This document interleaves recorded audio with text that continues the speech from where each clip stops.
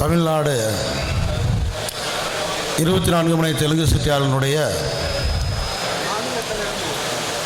10வது மாநில மாநாடு ஆலோசனை கூட்டத்திற்கு வருகை தந்துள்ள உறவினர்கள் அனைவருக்கும் வணக்கம். இங்கே மேடையில் வீட்டிருக்கின்ற இந்த ஒருங்கிணைப்பு குழுவினுடைய தலைவர் ஜெகநாத் மிஸ்ரா அவர்களே, மாநில தலைவர் ஆர்.பி. ராமையா அவர்களே, இங்கே இந்த கூட்டத்திற்கு தலைமையேற்று பொறுப்பெடுத்துக் கொண்ட சூரியகுமார் அவர்களே,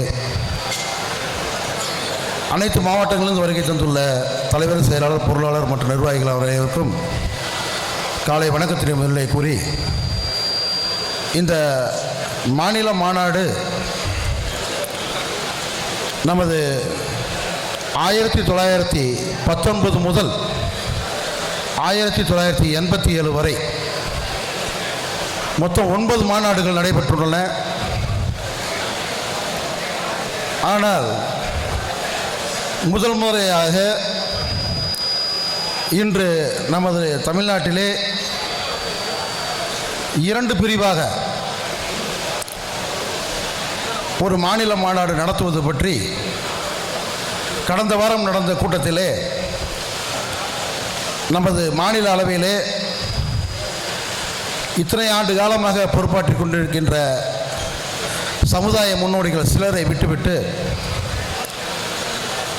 கூட்டங்களை நடத்தி அதிலே பொறுப்பாளிகளை எடுத்து பின்னர் மாநில மாநாடு அறிவிக்கப்படும் என்று ஒரு அறிவிப்பு வெளியே வந்துள்ளது. மிக வருந்தத்தக்கக்கூடிய செய்தி.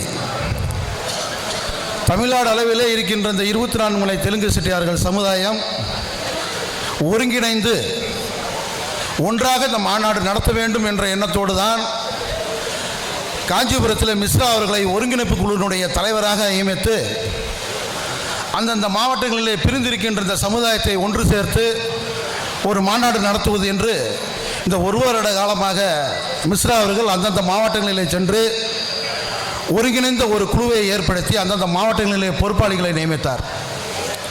ஆனால் அதன் விளைவு மீண்டும் தனியாக செய்ய வேண்டிய ஒரு சூழ்நிலை இன்று உருவாகியுள்ளது.